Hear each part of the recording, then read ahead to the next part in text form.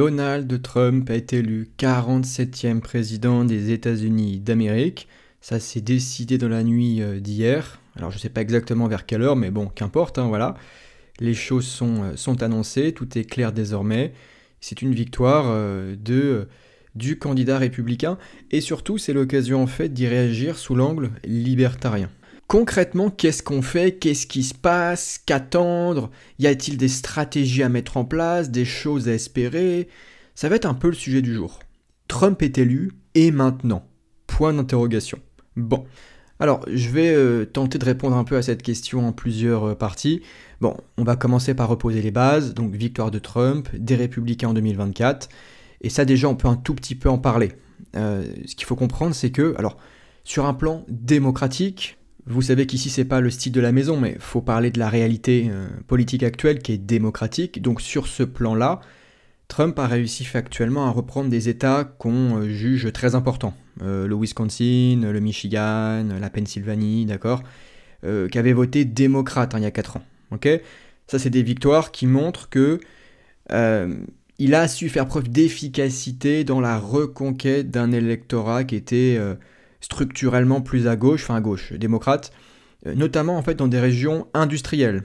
D'accord, qui sont sensibles en général à des discours assez portés sur forcément là, la souveraineté économique et donc son protectionnisme. Je pense que ça a pas mal joué là-bas, son protectionnisme et ce qu'il a su faire passer comme argument et comme narratif. Hein. Bon, bien sûr, vous savez que c'est faux, hein. Vous savez bien que le protectionnisme ne nous aide pas, hein. Ça nous appauvrit, mais bon, bah ça marche quoi. Et en démocratie, c'est pas la vérité économique qui compte, hein. C'est ce qui fonctionne. Voilà pourquoi est-ce que les pragmatiques, lol, sont de grands démocrates toujours, et de bons démocrates. Ils savent ce qui fonctionne, bien sûr, bien sûr. C'est pas une bataille de la vérité, hein. C'est une bataille de la conquête du pouvoir et de la captation des ressources des productifs. D'accord? C'est pas intéressant du tout pour nous, Anarcap évidemment, mais factuellement, bah ça fonctionne. Donc ça c'est une première chose. Ensuite, bon bah les républicains ont repris le Sénat, d'accord? Et la majorité à la Chambre n'est pas assurée, mais on va dire qu'il est bien placé, donc lui et son parti, les Républicains, pour contrôler le Congrès, ce qui va renforcer largement son pouvoir législatif durant son mandat. Pour aller un peu vite sur ça, parce que c'est pas vraiment mon sujet de prédilection, c'est pas forcément intéressant sous l'angle Anarcap, mais on peut quand même le préciser dans le cadre de cette vidéo politique. Aux États-Unis, vous avez ce qu'on appelle le Congrès, qui fait les lois, qui contrôle le budget, qui supervise le gouvernement. Ce congrès est composé du Sénat et de la Chambre des représentants. Le Sénat, c'est 100 membres, 2 par État. Il approuve les traités, les nominations présidentielles et juge les procédures de destitution. Et les sénateurs ont un mandat de 6 ans. De l'autre côté, vous avez la Chambre des représentants. 435 membres, et ici c'est une logique de proportion par rapport à la population. Donc vous avez forcément plus de membres dans des États plus grands. Bon, la Chambre des représentants représente le peuple. Dans cette chambre, vous avez tous les projets de loi qui sont initiés, donc ça couvre tous les domaines de la politique, je sais pas, la santé, l'éducation, sécurité, environnement, immigration, ok. Et sur le versant finance, donc par exemple les budgets et les taxes, il faut d'abord que ce soit introduit à la Chambre des représentants. Et puis, les lois votées par la Chambre doivent être aussi approuvées par le Sénat ensuite pour entrer en vigueur. D'accord? Et puis, je ne l'ai pas dit, je crois, mais la Chambre lance les procédures de destitution. Et de l'autre côté, je l'ai dit, mais le Sénat les juge. Bon, voilà, il y a une complémentarité. En fait, on parle de système bicaméral aux États-Unis. En gros, il faut que les deux chambres, donc Sénat et Chambre des représentants, s'accordent en permanence sur les textes pour qu'il soit envoyé au président pour la promulgation, d'accord? Et sur le papier, ça vise à éviter des législations un petit peu impulsives, impromptues, un peu bizarres, voilà. Et ça oblige au compromis, voilà, entre les représentants directs des citoyens, donc ceux qui sont dans la Chambre, donc 435 membres, et de l'autre côté, ceux qui représentent les États, d'accord, donc 100 membres, 2 par État, le Sénat. Voilà, bon, système bicaméral. Bon, pour moi, c'est pas très intéressant, je veux dire, ça m'est égal, quoi. Je m'en fous, puisque à la fin, l'Anarcap juge tout le système entier, toute la démocratie, qu'importe comment est-ce qu'elle est composée, machin, aucune importance, quoi. Mais bon, vu que c'est une vidéo politique, il fallait quand même le placer au minimum. Bon, ensuite, ce qui est assez intéressant quand même, c'est que Trump a pas mal mobilisé des discours, on va dire, anti-establishment, quelque part, hein.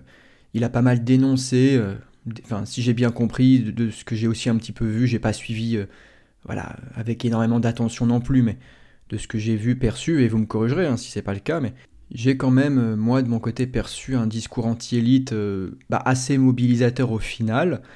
Bon, le problème, c'est que pour nous, bien sûr, hein, vous savez que anti-élite, ça veut tout et rien dire. Enfin, anti-élite, si on parle de ceux qui tiennent le pouvoir concrètement, qui ont les moyens politiques, très bien. Mais dans ce cas-là, Trump, maintenant, est une élite politique comme une autre aussi, puisqu'il tient maintenant les rênes du pouvoir.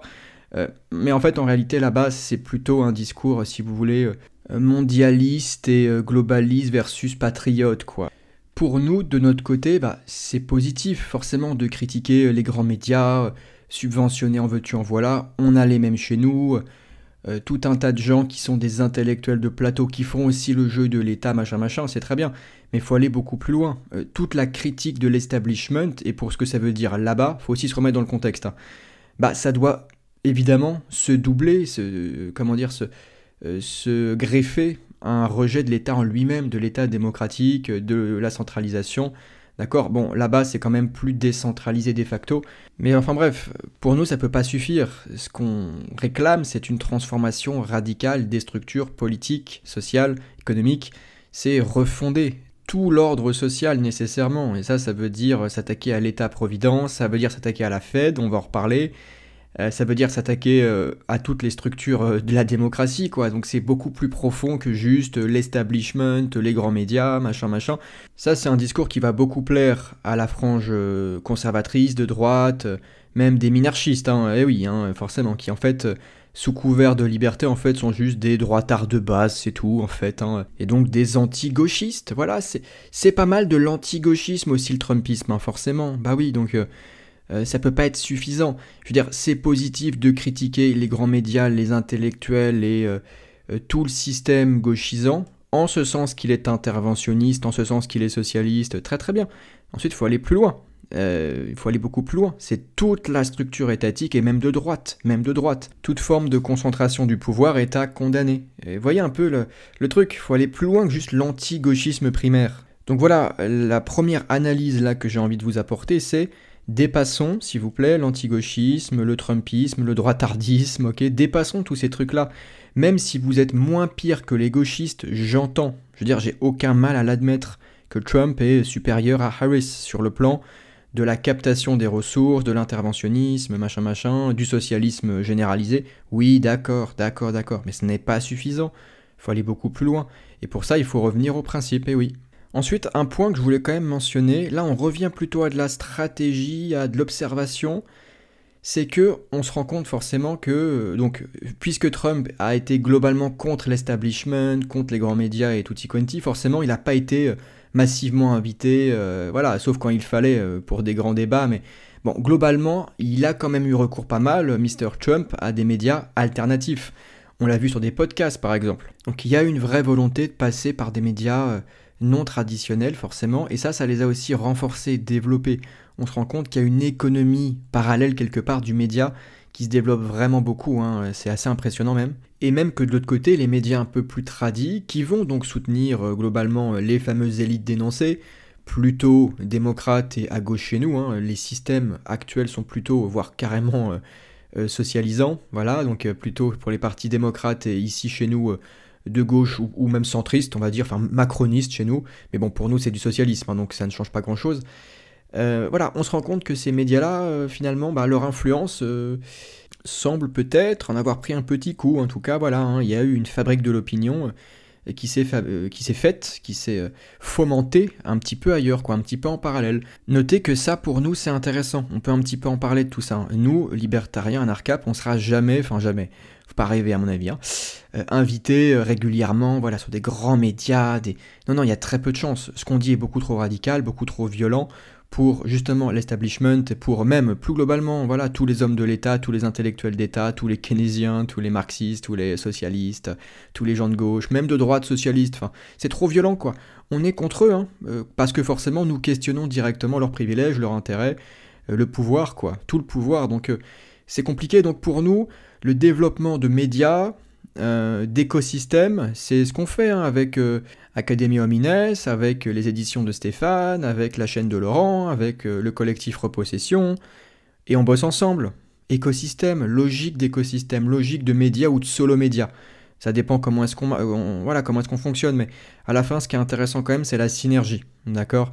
C'est créer des antennes, c'est de faire des relais, c'est de faire du partage, c'est de faire de la viralité, et toujours évidemment de bosser entre nous, de soutenir, et de ne surtout jamais lâcher les principes. Il faut que tout ça tienne à la base par des gens qui ont des principes solides et qui ne les lâchent pas. C'est mon rôle, c'est celui de Stéphane, de Adam, de Laurent, d'accord? En France en tout cas. Après, aux US, il y a d'autres personnes qui font le job, à des échelles un peu plus grandes, il y a aussi plus de public pour ça, une culture plus développée pour tout ça.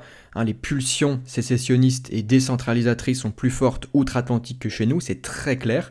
Mais en tout cas, voilà. Deuxième petite analyse de ma part, je pense qu'on peut vraiment capitaliser, hein, et oui, capitalisons comme des capitalistes, c'est normal, sur tout ça, sur les médias alternatifs, sur la force d'Internet, tant qu'on peut le faire, allons-y.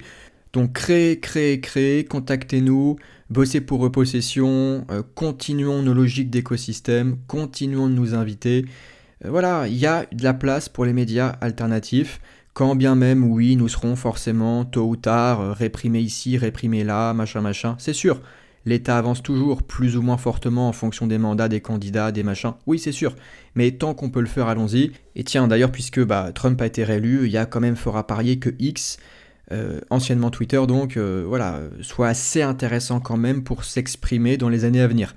Bon, même si en réalité c'est un peu plus fin que ça, puisqu'il y a une direction US, il y a une direction française, enfin, c'est pas le même modérateur, donc c'est un peu plus complexe que ça quand même, mais bon, d'un point de vue ici purement utilitariste, et voilà, sur le plan de la communication, j'y vois plus du positif que du négatif pour X, et pour les quelques années à venir avec le mandat Trump, concernant, voilà, le réseau qui est X.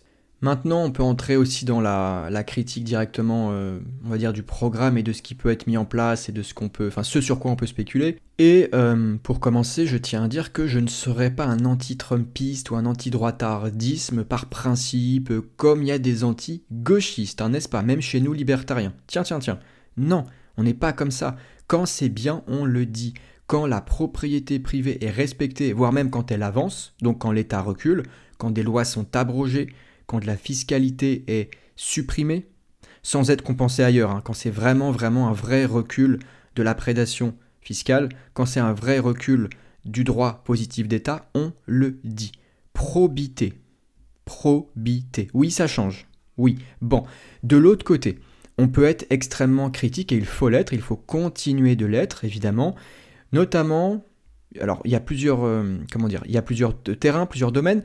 Par exemple, sur tout ce qui va être le bellicisme à l'étranger, et par exemple ce qu'on appelle les guerres commerciales, ce qui n'a aucun sens. J'en ai parlé hier, avec la Chine par exemple. Que des positions qui amènent à du protectionnisme qui vont toujours léser l'individu américain.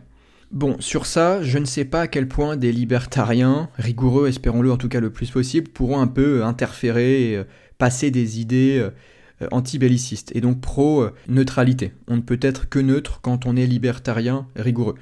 Donc espérons au maximum que Trump soit incité à s'éloigner des néocons, qui sont un cancer absolu pour la civilisation. Donc néocons, néoconservateurs, donc des bellicistes absolument mortifères qui ont semé la guerre depuis des dizaines d'années un peu partout dans le monde. Il faut arrêter ces gens-là. Ce sont des meurtriers de masse. Exemple, la famille Bush, meurtriers de masse. Et il faut que Trump, espérons-le, s'éloigne au maximum des néocons. Tous ces va-t-en-guerre qui ne font qu'alimenter du ressentiment, des divisions, et qui ne font qu'animer des désirs de vengeance ici et là, notamment bien sûr au Moyen-Orient. Il faut que Trump, au maximum, s'éloigne de tous ces malades.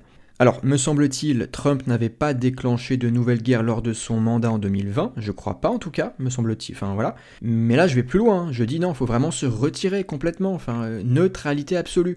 Alors, ça ne sera pas le cas, ça ne sera pas le cas, mais c'est encore une fois une question de, de chemin à suivre, quoi, d'aller dans la bonne direction. Donc, espérons au maximum qu'il soit anti-néocon et pro-neutralité, donc en fait pro-libertarien, même sans prononcer ce mot. En tout cas, voilà, sur tout ce qui est position à l'étranger. Ok, parce que ça fait très longtemps que le gouvernement américain trouve des ennemis, bien sûr, hein, des ennemis extérieurs, pour justifier des dépenses militaires massives, alimenter ce qu'on appelle là-bas le complexe militaro-industriel, ce qui va en fait gaver certains privilégiés, certaines industries, certains bureaucrates fédéraux. C'est un phénomène en fait qui va toujours, constamment appauvrir la population, tout en créant en même temps, c'est ça qui est terrible, hein, une hostilité croissante envers les USA un peu partout dans le monde. Ce qu'il faut bien piger avec le néoconservatisme, et notamment sur ses positions belliqueuses à l'étranger, c'est que ça vient tout le temps, par l'intervention, créer des problèmes qui plus tard vont servir à justifier d'autres interventions. Parce que ici, donc à l'international, comme partout, l'intervention crée des problèmes qui plus tard servent de narratif à d'autres interventions. C'est l'enfer. Donc sur ça, espérons que Trump soit le plus sage possible, espérons qu'il soit le moins interventionniste possible et que tout le complexe militaro-industriel soit le plus discret possible, hein, si j'ose dire, lors de son mandat. En parlant de complexe militaro-industriel, qui est un gros sujet, il y a aussi le sujet de la Fed, évidemment, qui est un très très très gros sujet. Et j'ai pas la sensation qu'il y a eu énormément de discussions autour de ça durant la campagne.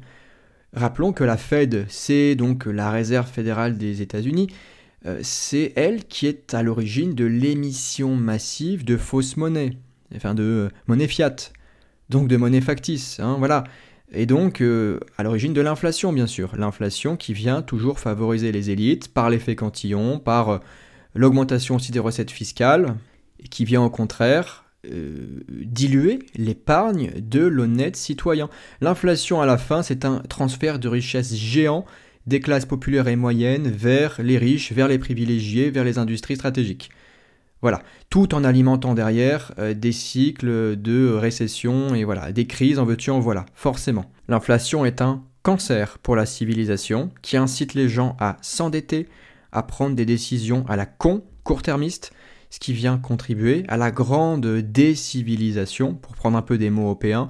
Et donc pour en venir un petit peu à, on va dire, à l'analyse, espérons que Trump soit aussi critique de la Fed, qu'il intervienne peut-être même sur sa structuration, enfin sur ce qu'elle est censée faire ou pas. Enfin, espérons qu'il ait de l'influence sur tout ça, quoi. Espérons qu'il puisse faire quelque chose.